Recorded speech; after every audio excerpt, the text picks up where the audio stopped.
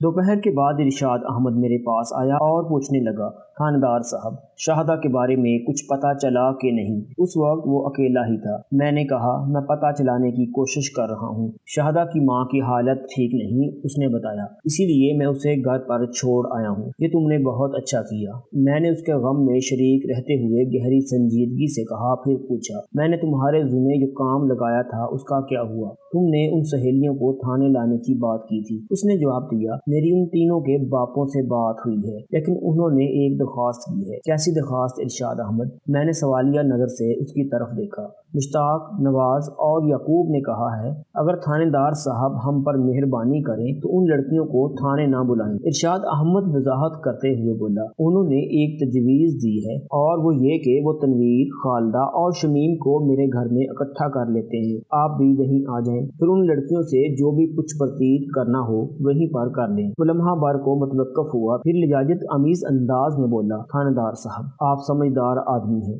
जवान बेटियों के वालिदैन की मजबूरियों को बड़ी अच्छी तरह जानते हैं। मेरा ख्याल है याकूब, नवाज और मुश्ताक ने कोई गलत बात नहीं की, बाकी आप ज्यादा बेहतर सोच सकते हैं। मुश्ताक तनवीर का बाप था, नवाज खालदा का और याकूब शमीम का। गुमशुदा शाहदा आखिरी मरतबा उन तीन खवातीन के साथ देखी गई थी, लिहाजा मैं शाहदा की बाजियाबी के सिलसिले में उन तीनों का भरपूर इंटरव्यू करना चाहता था। इसी मकसद की खातर मैंने उन्हें थाने बुलवाया था, लेकिन लड़कियों के वालिदैन ने मुझसे जो दरख्वास्त की थी वो हर लिहाज से माकूल और जायज़ नजर आती थी। लिहाजा मैंने इरशाद अहमद की बात के जवाब में कहा, लड़कियों के बाप भी बेहतर अंदाज में सोच रहे हैं, मुझे उनका ये फरमाइश नमा मुतालबा मंजूर है। शमीम, खालिदा और तनवीर को थाने लाने की बजाय तुम अपने घर में जमा कर लो। मैं मगरिब के फौरन बाद तुम्हारे पास पहुंच जाऊंगा। उसके चेहरे पर इत्मीनान झलकने लगा। ममनूनियत भरे लहजे में बोला, आपका बहुत बहुत शुक्रिया जनाब। मैंने इरशाद अहमद से उसके घर की लोकेशन मालूम की और तसल्ली दिलासा देकर उसे रुखसत कर दिया। दर हकीकत मैं इरशाद अहमद के घर का भी तफसीली जायजा लेना चाहता था। शाहदा उस घर की एक बासी थी, ऐन मुमकिन था वहाँ से मुझे कोई ऐसा इशारा मिल जाता जो उसकी तलाश और बाज़जाबी में मददगार साबित होता। शाहदा को ढूंढने के लिए मुझे हर महाज पर काम करना था। इरशाद अहमद के जाने के कुछ ही देर बाद शहबाज मेरे पास आ गया। गुज़श्ता रात डॉक्टर बिशारत के घर पर ही मेरी उससे मुख्तसर मुलाकात हुई थी। तफसीली बातचीत के लिए मैंने उसे थाने आने को कहा था, वो इसीलिए मेरे पास हाजिर हुआ था। शहबाज एक सुलझा हुआ और माकूल जवान था। जब उससे गुफ्तगू हुई तो मुझे पता चला वो डॉक्टर बनना चाहता था, लेकिन मेडिकल कॉलेज में उसका दाखिला ना हो सका और उसने बी फार्मेसी का कोर्स करके मेडिकल स्टोर खोल लिया। वो एक सनद याफ्ता केमिस्ट, फार्मासिस्ट और ड्रगिस्ट था। मेडिकल स्टोर खोलने से पहले बी फार्मेसी कोर्स के दौरान ही उसने एक फार्मास्यूटिकल कंपनी में मामूली सी मुलाजमत भी इख्तियार कर ली थी। उस मामूली सी मुलाजमत ने उसके तजर्बे और मालूमात में गैर मामूली इजाफा किया था। अब पिछले 2 साल से वो एक बड़ा मेडिकल स्टोर बड़े एतमाद और शान से चला रहा था। रस्मी अलेक्स स्लैग के बाद मैंने शहबाज से डॉक्टर बिशारत की खैर खैरियत दरियाफ्त की। उसने बताया, डॉक्टर बिशारत अपने घर में पड़ा आराम कर रहा है, चंद रोज तक वो क्लिनिक तो नहीं जा सकेगा, अलबत्ता उसके कंपाउंडर्स ने क्लिनिक खोल लिया है।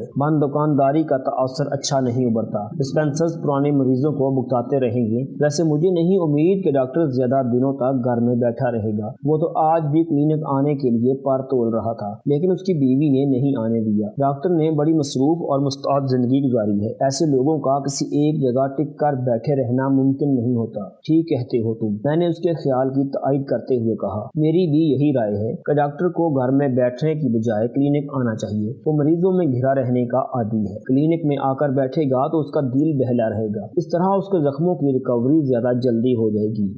उसने पुरमानी अंदाज में सर को इस्बाती जुम्बश दी और मुस्तफसर हुआ। उस शैतान का कुछ सुराग मिला जो डॉक्टर को जख्मी करके फरार हो गया था। मुझे अंदाजा हो गया शहबाज शाहदा की गुमशुदगी से आगाह नहीं था। उसका मेडिकल स्टोर मोहल्ला बख्ते वाला में था, जबकि रिहाइश थाने वाला बाजार में। लेकिन शाहदा का ताल्लुक मोहल्ला नूरपुरा से था। उन दोनों मोहल्लों में थोड़ी दूरी वाक़ थी, ताहम दोनों मोहल्ले मेरे थाने की हदूद में आते थे। लिहाजा मैंने शहबाज की मालूमात को बढ़ाते हुए कहा, मैं बड़ी सरगर्मी से उस बदबख्त को तलाश कर रहा हूँ। वो डॉक्टर बिशारत को ज़दोकूब करने के साथ साथ इस इलाके में और भी कई गुल खिला कर गया है। शहबाज ने गहरी दिलचस्पी का इजहार करते हुए कहा, कौन कौन से गुल मलिक साहब? मैंने उसे जूरे और शाहदा को पेश आने वाले वाक़यात से आगाह किया और झुंझलाहट अमीज अंदाज में कहा, अभी तक तो ये भी पता नहीं चल सका उस वहशी जंगली का असल नाम क्या है। मेरे पास पास अभी तक उसके 2 नाम आए हैं, खुशिया जो उसने डॉक्टर बशारत के क्लिनिक की पर्ची पर लिखवाया था, और इकरामुल्ला जो उसने बक्कर वालों के सरदार जूरे को बताया था। मैंने ASI मुजम्मल को उस मकार शख्स की गिरफ्तारी के लिए जूरे के साथ थेड़ी सांसी रवाना कर दिया है। उम्मीद है शाम तक कोई खुशखबरी सुनने को मिलेगी। शहबाज थोड़ी देर मजीद मेरे पास बैठा हालात हाजरा पर गुफ्तगू करता रहा। उसने खासे उलझे हुए अंदाज में मुझसे दरियाफ्त किया, एक बात बिल्कुल पल्ले नहीं पड़ रही मलिक साहब, उस जंगली की डॉक्टर बशारत के साथ कौन सी दुश्मनी थी? उसने जिस वहशियाना सलूक का मुजाहरा किया है उसकी तवक्को किसी नॉर्मल इंसान से तो नहीं की जा सकती। ज्यादा नहीं मगर मैंने थोड़ी बहुत नफ्सियात पढ़ रखी है, मुझे तो वो कोई दिमागी मरीज लगता है। मैं भी तुम्हारे ख्याल से मुतफिक हूँ शहबाज, मैंने ताइदी अंदाज में सर हिलाते हुए कहा। उसके साथ कोई ज़हनी और नफ्सियाती गड़बड़ जरूर है। बहरहाल मैंने लम्हाती तवक्कुफ करने के बाद इजाफा किया, वो बहुत जल्द मेरी गिरफ्त में आने वाला है। मैं कोशिश तो यही करूँगा कि वो अपनी ज़बान ही से दिमागी और नफ्सियाती कैफियत को तफसीलन बयान कर दे ताकि मुझे उसका मर्ज ढूंढने में आसानी रहे। लेकिन अगर उसने शराफत की ज़बान न समझी तो मजबूरन मुझे उसके चंद तफ्तीशी टेस्ट करना पड़ेंगे। उन मखसूस टेस्ट से गुजरने के बाद उसका मर्ज खुलकर सामने आ जाएगा। शहबाज मेरी बात की तह में पहुंच गया। मानी खेज लहजे में बोला, अस्पताल की लेबॉर्ट्री की बनिस्बत आपके थाने की लेबॉर्ट्री में किए जाने वाले टेस्ट ज्यादा नतीजा खेज साबित होते हैं। तुम समझदारी की बात कर रहे हो, मैंने जेरे लब मुस्कुराते हुए कहा। थोड़ी देर बाद वो थाने से रुखसत हो गया। थेड़ी सांसी मेरे थाने से इतने फासले पर था कि दिन में बआसानी वहाँ के 4 चक्कर लगाए जा सकते थे। इसी हकीकत के पेश नज़र मुझे उम्मीद थी कि ASI मुजम्मल शाम से पहले किसी खुशखबरी के साथ वापस आ जाएगा, लेकिन जब मगरिब की अजान तक भी उसकी सूरत नजर ना आई तो मुझे तशवीश होने लगी। उस जमाने में दूर दराज के छोटे इलाकों में टेलीफोन की सहूलत मुयसर नहीं थी कि मैं थेड़ी सांसी फोन करके वहाँ के सूरत हाल से आगाही हासिल कर लेता। इंतजार करने के सिवा कोई चारा नहीं था। लिहाजा मैं मगरिब की नमाज अदा करने के बाद इरशाद अहमद के घर की तरफ रवाना हो गया। नूरपुरा लगभग 100 घरों पर मुश्तमिल एक छोटा सा मोहल्ला था। इरशाद अहमद ने मुझे बड़ी तफसील से लोकेशन समझा दी थी,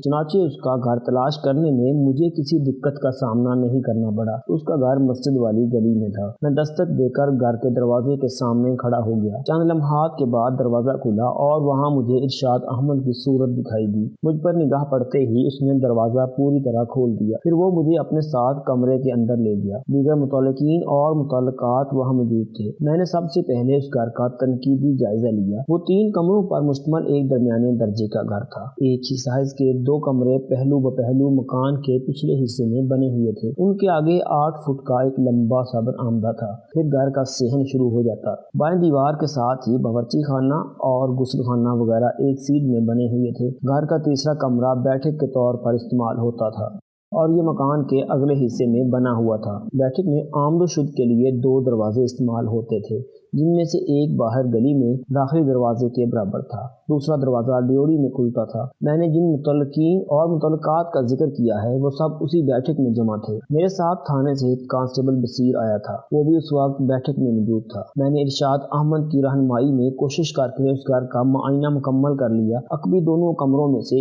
एक में इरशाद और उसकी बीवी नुसरत रहते थे, दूसरा कमरा गुमशुदा शाहदा के इस्तेमाल में रहता था। मज़कूरा कमरे में जरूरत की हर वो शय मौजूद थी जो किसी शख्स की जिंदगी गुजारने के लिए अहम और लाजम हो। मैंने उस कमरे का बड़ी तफसील से जायजा लिया। उसी खोज के दौरान मैंने शाहदा के कपड़ों वाले ट्रंक में से काम की 2 अशियां बरामद कर ली। ये एक बहुत बड़ी कामयाबी थी। उनमें से एक बोस्की का जेबी रुमाल था और दूसरा किसी कापी से फाड़ा हुआ एक लाइनदार कागज, और ये दोनों बरामदात बड़ी ही सनसनीखेज कहानी सुना रही थी। उस वक्त मेरे अलावा शाहदा का बाप इरशाद अहमद भी कमरे में मौजूद था। मैंने ट्रंक की तलाशी इरशाद के सामने ही हुई थी, लिहाजा मज़कूरा दोनों अशिया उसकी नज़र से ओझल न रह सकी। उसकी आंखें हैरत से फटी जा रही थी। इरशाद अहमद अगरचे ज्यादा पढ़ा लिखा नहीं था, लेकिन कापी के सफ़े पर दर्ज तहरीर और रुमाल की कढ़ाई को वो खूबी समझ और पढ़ सकता था, और ये पढ़ना समझना ही उसकी वहशतनाक हैरत का सबब था। बोस्की के रुमाल के एक कोने में एक दिल कड़ा हुआ था, जिसमें हकीकत का रंग भरने के लिए सुर्ख रेशमी धागे का इस्तेमाल बड़ी महारत और खूबसूरती से किया गया था। उस रेशमी दिल के नीचे सब्ज धागे से लफ्ज राजू काटा गया था। ये राजू जो कोई भी था,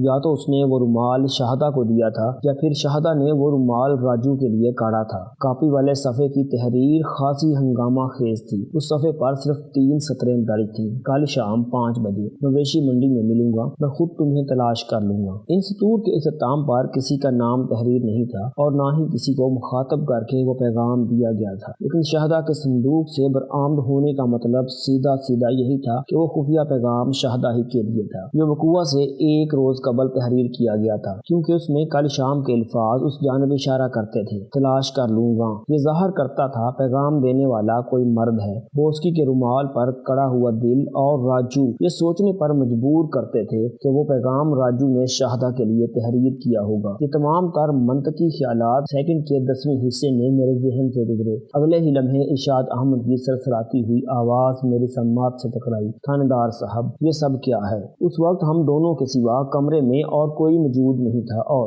ये अच्छा ही था, वरना किसी तहकीक व तफ्तीश से पहले ही ये सनसनीखेज इंकशाफात जंगल की आग के मानिंद कुर्बो जवार में फैल जाते और ऐन मुमकिन था कार्य सरकार के सिलसिले में मुझे किसी दुश्वारी और पेचीदगी का सामना करना पड़ता। मैंने अपनी आवाज को हतुल अमकान धीमा रखते हुए इरशाद अहमद से कहा, ये सवाल तो मुझे तुमसे पूछना चाहिए, क्योंकि ये रुक्का और रुमाल तुम्हारी बेटी के ट्रंक के अंदर से बरामद हुए हैं। उसके चेहरे पर गहरी नदामत के आसार झिलमिलाए। ये बात ही ऐसी थी कि किसी शरीफ बाप को शर्मिंदगी से जमीन में गड़ जाना चाहिए। मैं इरशाद अहमद की जज्बाती कैफियत और महसूसात को बड़ी अच्छी तरह समझ सकता था। उसकी हालत से मुझे ये अंदाजा कायम करने में जरा दिक्कत न हुई कि वो उस वक्त किसी किस्म की अदाकारी का मुजाहरा नहीं कर रहा था। उसके चेहरे से झलकने वाली नदामत और आवाज से फूटने वाली शर्मिंदगी 16 आने असली और हस्बे हाल थी। वो अपनी बेटी शाहदा के इन मामलात से कतई नावाकिफ था। उस वक्त वो सिर्फ और सिर्फ एक बेबस और लाचार बूढ़ा बाप दिखाई देता था।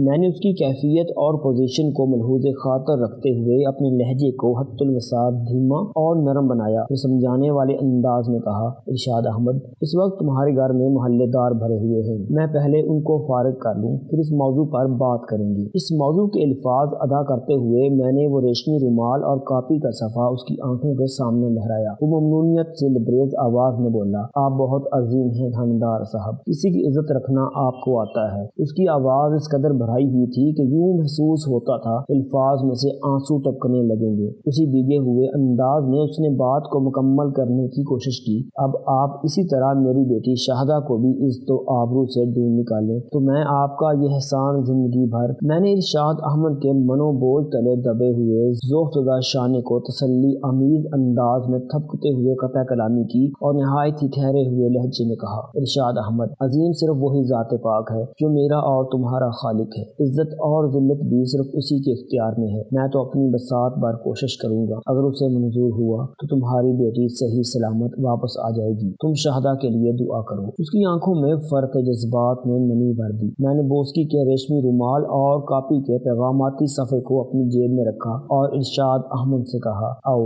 उधर बैठक में चलते हैं, वो लोग हमारा इंतजार कर रहे हैं। वो अपनी भीगी हुई आंखों को साफ करते हुए खामोशी से मेरे साथ हो लिया। हम बैठक में पहुंचे तो मुझे देखते ही वो तमाम अफराद ऐसे खामोश हो गए जैसे मैं कोई अहम ऐलान करने वाला हूँ, हालांकि इससे पहले वो चहमगोइयों में मसरूफ थे। मैंने बैठक में पहुंचने से पहले ही सहन में उनकी बातों की बनबनाहट सुन ली थी। मैं अभी बैठा ही था कि एक शख्स ने कदर बरहमी से सवाल किया, थानेदार साहब आपने ये किस चक्कर में हमें बिठा रखा है? हमें और भी बहुत सारे काम है। सवाल करने वाले की उम्र लगभग 30 साल थी। वो खासा उकताया हुआ और बेजार दिखाई देता था। मैंने उसी के अंदाज में कहा, ज्यादा गर्मी दिखाने की जरूरत नहीं, तुम पहले जाकर अपने जरूरी काम निपटा लो, जब फुर्सत मिले तो आ जाना, मैं यहीं बैठ कर तुम्हारा इंतजार कर लूंगा। मैं अपनी बीवी को यहाँ छोड़कर कैसे जा सकता हूँ? वो बदस्तूर खिफगी आमीज लहजे में बोला। उस शख्स ने बीवी का जिक्र किया तो मुझे ये समझने में कोई मुश्किल पेश न आई कि वो खालदा का शोहर था, क्योंकि गुमशुदा शाहदा की तीनों मज़कूरा सहेलियों में से सिर्फ खालदा ही शादीशुदा थी। तनवीर और शमीम अभी तक कुंवारी थी। उन लोगों के बारे में इब्तदाई और जरूरी मालूमात मुझे इरशाद अहमद से हासिल हो चुकी थी। खालदा के शोहर का नाम रजब अली था। वो मूसा कॉलोनी में रहता था। रेल बाजार में उसके कपड़े की एक चलती हुई दुकान थी। तुम गालिबन खालदा के शोहर हो?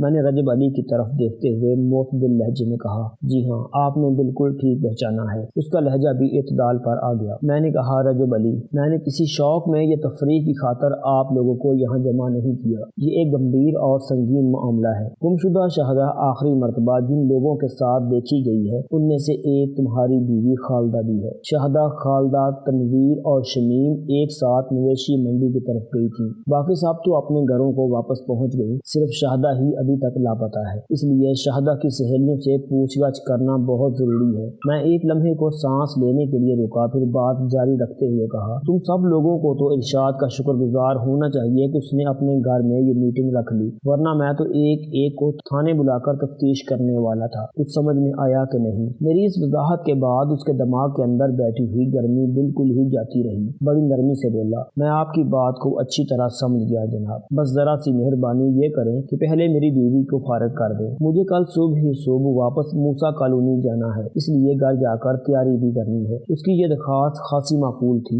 لہٰذا میں نے ٹھہرے ہوئے لہجے میں کہا، ٹھیک ہے رجب علی، میں پہلے تمہاری بیوی کا نمبر لگاتا ہوں۔ اس کے بعد میں ارشاد احمد کی بیٹھک میں جم کر بیٹھ گیا، تمام افراد کو گھر کے دوسرے حصے میں منتقل کر دیا۔ پھر میں ایک ایک پارٹی کو باری باری اپنے پاس بلانے لگا۔ پہلا نمبر خالدہ اور رجب علی کا تھا۔ خالدہ سے پوچھ تاچھ کے دوران رجب علی خاموش بیٹھا ہمیں دیکھتا رہا۔ میں نے پورے 10 منٹ تک گھما پھرا کر خالدہ سے متعدد سوالات کیے، لیکن اس کے جوابات میں سے کوئی بھی ایسی بات گرفت میں نہ لا سکا جو شہزہ کی تلاش میں کچھ روشنی دکھا کر میرا کام آسان کر دیتی۔ اس نے یہی بتایا کہ شہزہ مویشی منڈی سے صحیح سلامت واپس لوٹی تھی اور اس نے اسے اپنی گلی میں داخل ہوتے ہوئے خود اپنی آنکھوں سے دیکھا تھا۔ جب مجھے اپنے مطلب کی ایک بھی بات معلوم نہ ہوئی تو میں نے ایک دوسرے زاویے سے اسے دکھنا چاہا۔ میں نے اس کی آنکھوں میں دیکھنا شروع کر دیا۔ خالدہ کی عمر 25 سال کے قریب تھی۔ وہ مال بے فربہی بدن کی مالک ایک خوش شکل عورت تھی۔ میری معلومات کے مطابق اس کی شادی کو 2 سال ہو گئے تھے، لیکن ابھی تک اس کی گود ہری نہیں ہوئی تھی۔ خالدہ کی بنسبت رجب علی ایم ساحل تھا، وہ اس کا پاسنگ دکھائی دیتا تھا۔ ان دنوں دکھنے دکھانے کے حوالے سے کوئی میل نہیں تھا۔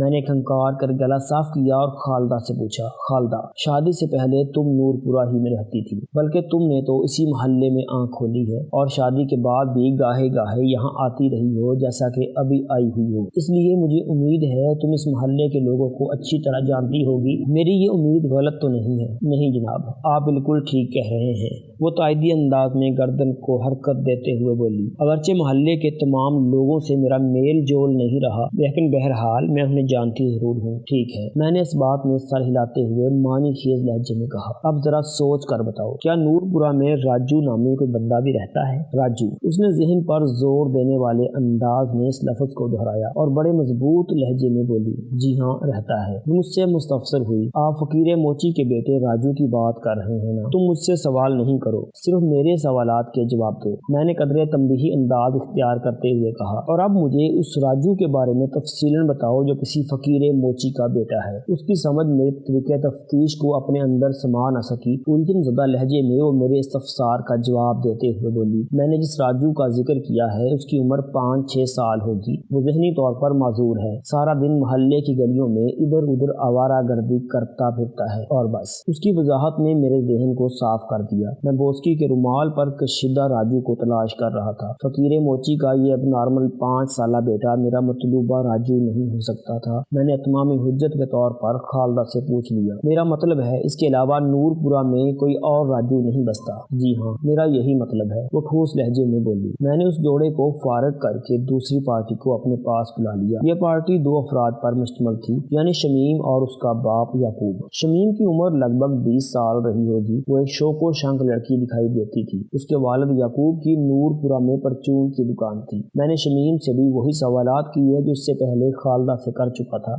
اس نے بھی خالدہ کے جوابات سے ملتے جلتے جوابات دیے، یعنی شمیم کے انٹرویو سے بھی کوئی خاص بات سامنے نہ آ سکی۔ راجو کے حوالے سے بھی اس کا خیال خالدہ جیسا ہی تھا، وہ بھی اب نارمل راجو کے سوا کسی راجو نامی شخص سے واقف نہیں تھی۔ میں نے اس پارٹی کو نمٹا کر آخری پارٹی کو اندر بلا لیا۔ تنویر 18-19 سال کی ایک سانولی سلونی اور دان پان لڑکی تھی۔ اس کا باپ مشتاق ایک ٹیلر ماسٹر تھا، لیکن وہ اپنی ماں رقیہ بیگم کے ساتھ آئی تھی۔ تنویر کی آنکھوں میں مجھے ایک خاص قسم کی تیزی و تراری دکھائی دی۔ وہ ایک ایسی لڑکی تھی جسے ہر وقت کھوج رہتی ہو۔ اس کے اندر تجسس کا مادہ کوٹ کوٹ کر بھرا ہوا تھا۔ وہ مجھے ایک بے چین اور بے قرار لڑکی نظر آئی۔ میں جب اس سے تمام سوال کر چکا جو خالدہ اور شمیم سے کیے تھے تو اس نے کہا، تھانیدار صاحب، آپ نے راجو کے بارے میں اتنی شد و مد سے کیوں پوچھا ہے؟ شمیم اور خالدہ نے مجھ سے ایسا کوئی سوال نہیں کیا گیا تھا، اس سے بھی یہ ثابت ہوا تنویر متجسس فطرت ہونے کے ساتھ ساتھ ایک ذہین لڑکی بھی تھی۔ میں نے ٹھہرے ہوئے لہجے میں کہا، تنویر تم شہدا کی گہری سہیلی ہو، اس لیے میں تمہیں یہ بات بتا رہا ہوں، تم فی الحال اس بات کو اپنے تک رکھنا۔ پھر میں نے اس کی ماں کی طرف دیکھتے ہوئے کہا، اور تم بھی رقیہ بیگم بہت محتاط رہنا، فی الحال اس بات کو پھیلنا نہیں چاہیے۔ ان دونوں نے میری ہدایت پر عمل کرنے کا وعدہ کیا۔ میں نے بوسکی والے کڑے ہوئے رومال اور کاپی کے صفحے والی تحریر کے بارے میں انہیں بتایا، تاہم یہ دونوں چیزیں انہیں دکھائی نہیں۔ وہ حیرت اور دلچسپی سے میری بات سنتی رہی۔ میں نے ٹھہرے ہوئے لہجے میں تنویر سے استفسار کیا، کیا تم راجو نامی کسی ایسے لڑکے کو جانتی ہو جو شہادہ میں دلچسپی لیتا ہو؟ جناب، ہمارے محلے میں تو ایسا کوئی راجو نہیں رہتا،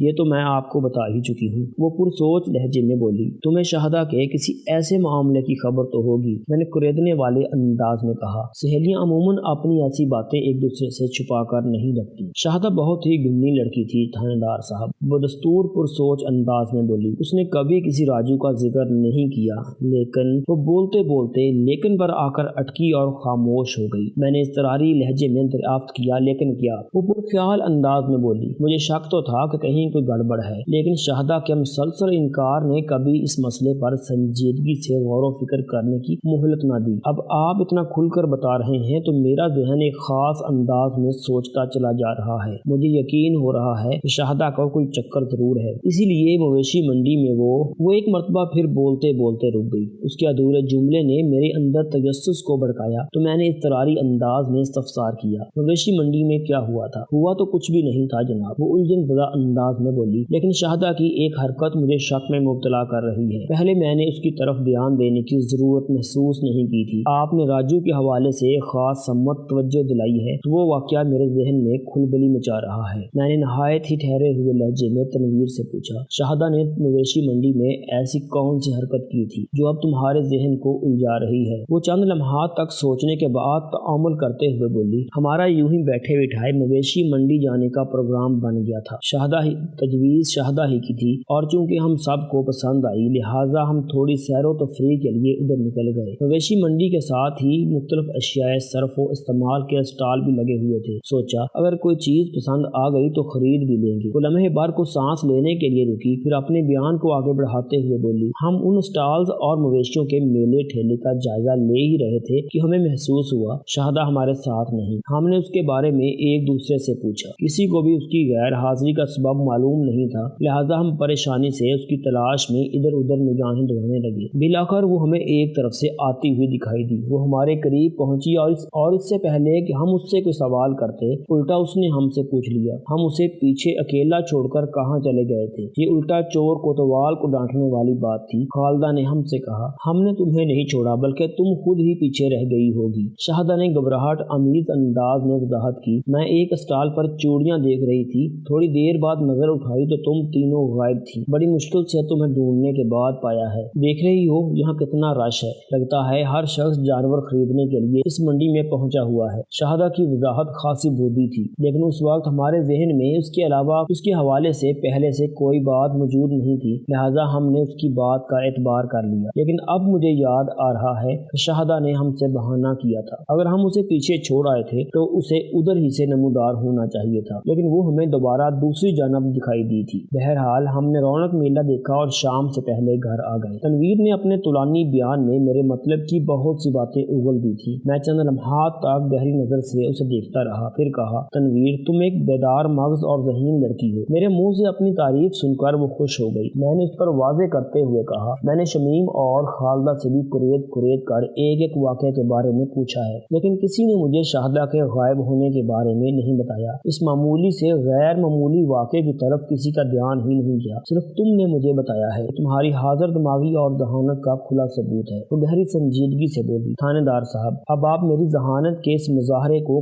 کام میں لائیں اور جلد از جلد شہادہ کو ڈھونڈ نکالیں۔ میں شہادہ کی بازیابی کے لیے انشاءاللہ پوری کوشش کروں گا۔ پھر میں نے ان ماں بیٹی کو ضروری ہدایات دینے کے بعد وہاں سے رخصت کر دیا۔ ارشاد احمد اور اس کی بیوی نصرت میرے پاس بیٹھک میں آ گئے۔ نصرت نے فکر مند لہجے میں مجھ سے استفسار کیا، تھانے دار صاحب میری بیٹی کا کوئی سراغ ملا آپ کو؟ میں نے اس کی آنکھوں میں دیکھتے ہوئے جواب دیا، ہاں ملا تو ہے، لیکن اب دیکھنا یہ ہے کہ میں اس سراغ کی انگلی تھام کر کس طرح تمہاری بیٹی شہادہ تک پہنچتا ہوں۔ میں چند لمحات تک بغور ان کا جائزہ لیتا رہا، پھر ارشاد سے پوچھا۔ میں نے تمہارے ذمے ایک کام لگایا تھا، تم نے اس سلسلے میں کیا پیش رفت کی تھی؟ وہ عجیب سی خالی خالی نظر سے مجھے دیکھتے ہوئے بولا۔ کون سا کام تھاندار صاحب؟ حد سے بڑی ہوئی پریشانی نے اس کی یادداشت کو بھی بڑی حد تک متاثر کر ڈالا تھا۔ وہ اس وقت سوچنے سمجھنے کی صلاحیت سے عاری دکھائی دیتا تھا۔ نصرت بی بی کی حالت بھی اس سے کچھ زیادہ مختلف نہیں تھی۔ ارشاد احمد جب تھانے میں مجھ سے ملنے آیا تو میں نے اس سے کہا تھا وہ اپنے عزیز رشتہ داروں سے رابطہ کر کے یہ معلوم کرنے کی کوشش کرے کہ کہیں شاہدہ ان میں سے کسی کے گھر تو نہیں پہنچ گئی، لیکن شاہدہ کے ٹرنک سے برآمد ہونے والی اشیاء اور تنویر کی نشاندہی نے حالات کا رخ پھیر دیا تھا۔ اب اس بات میں کسی شک و شبے کی گنجائش باقی نہیں رہی تھی کہ شاہدہ اپنی مرضی اور منصوبہ بندی سے کسی راجو کے ساتھ گھر سے فرار ہوئی تھی۔ میرے خیالات اور تجویز کے جواب میں ارشاد احمد نے بتایا تھا کہ وہ یعنی اس کی بیٹی شاہدہ چپ چپاتے یوں کسی رشتہ دار کے گھر نہیں جا سکتی۔ اس کے ساتھ ہی میرے استفسار کے جواب میں اس نے بتایا تھا کہ ان کے رشتہ دار وزیر آباد، قلعہ دیدار سنگھ، پنڈی بٹھیاں، خیالی اور تھیڑی سانسی وغیرہ میں رہتے تھے۔ میں نے یاد دلانے کے لیے جب اس کا حوالہ دیا تو وہ معذرت خواہانہ انداز میں بولا،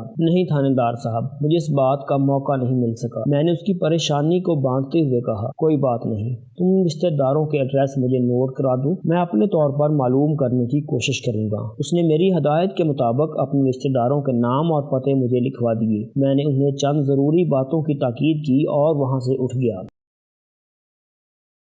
تو دوستو یہ تھی ہماری آج کی سٹوری۔ جانے سے پہلے اس ویڈیو کو لائک کریں، شیئر کریں، کمنٹ باکس میں اپنی رائے کا اظہار ضرور کریں۔ چینل کو سبسکرائب کر لیں اگر سبسکرائب نہیں کیا تو۔